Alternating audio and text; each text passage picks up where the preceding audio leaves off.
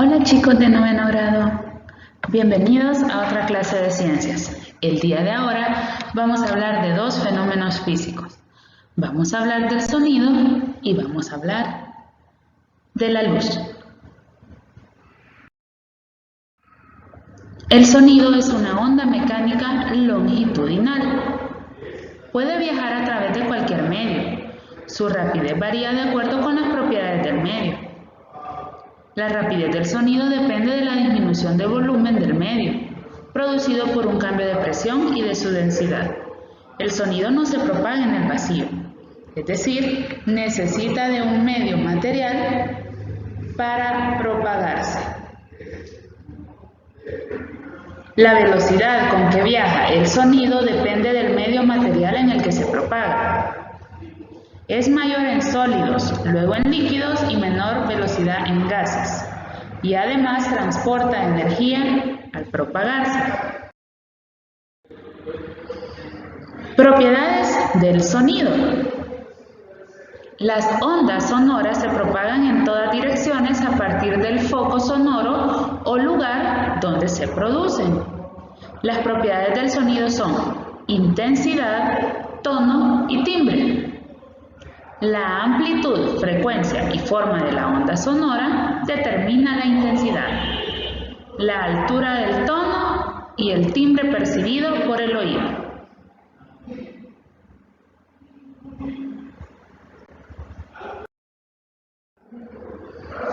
Elementos que componen el sonido: intensidad, tono y timbre.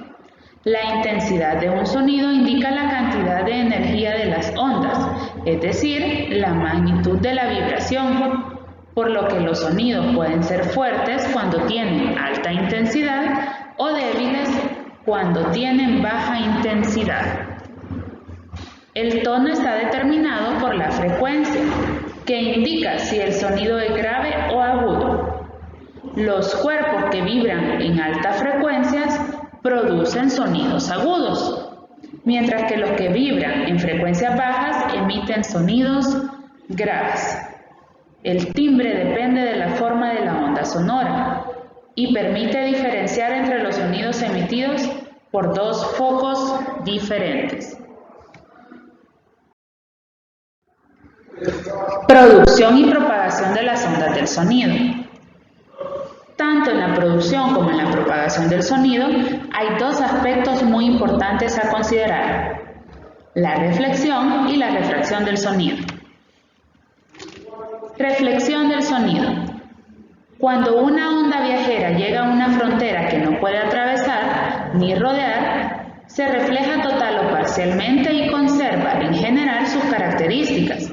Esto significa que la onda rebota al chocar contra alguna superficie que no puede atravesar y el pulso regresa con el mismo ángulo de incidencia pero en dirección contraria.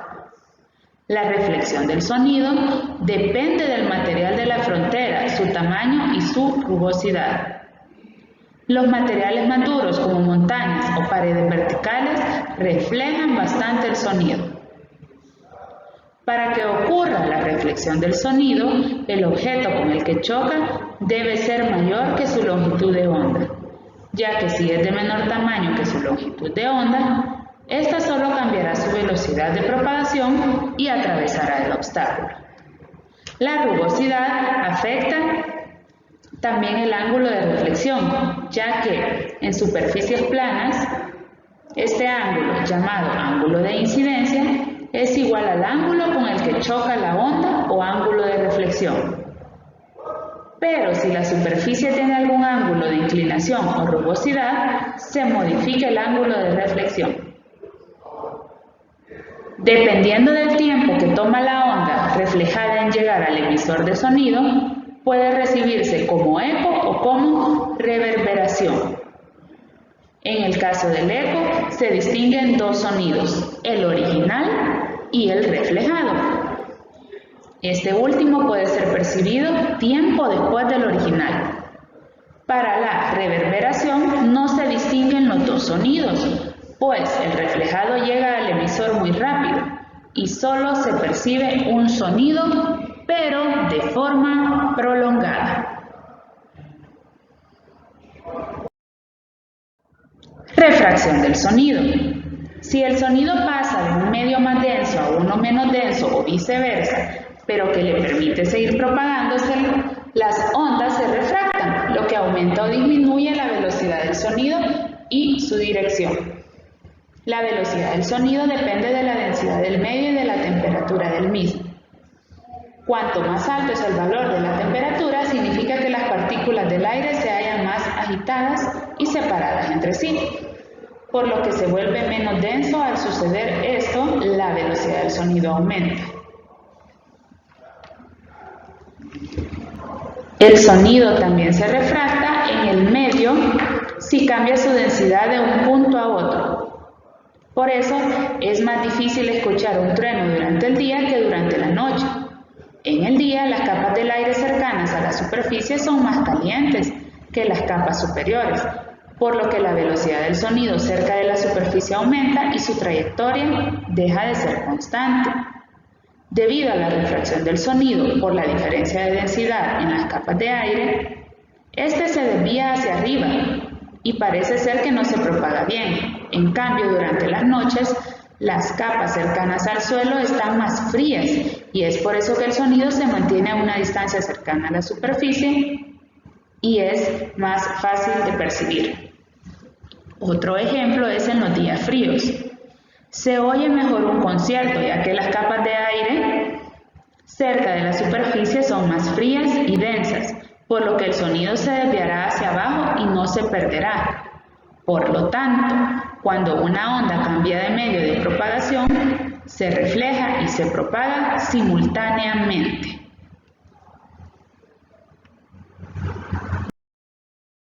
Ahora vamos a hablar de la recepción de las ondas sonoras. Cuando un sonido llega al oído, se producen cambios de presión sobre el tímpano. Las frecuencias de estos cambios son iguales a la frecuencia del sonido percibido.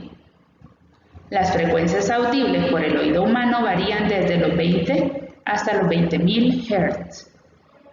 Por lo tanto, dependiendo de su frecuencia, el sonido se clasifica en tres tipos: infrasonido, sonido audible y ultrasonido.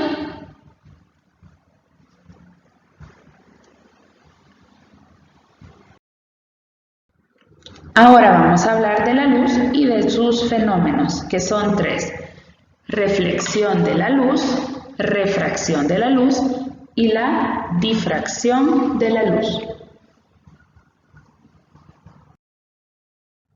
La reflexión de la luz es el cambio de dirección de un rayo de luz o una onda cuando choca contra la superficie que separa a dos medios diferentes, regresando al medio original.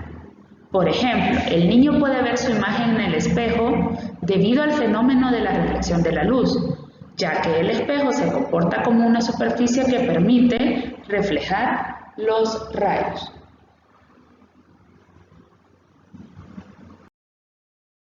Refracción de la luz es un fenómeno natural que se produce cuando un rayo luminoso cambia de medio de propagación, lo que provoca que la imagen se desvíe. Veamos los dos ejemplos del lápiz y la pajilla introducidos en los vasos de agua. Pareciera que el lápiz se ve como cortado o distorsionado al igual que la pajilla. Esto es producto de la refracción de la luz.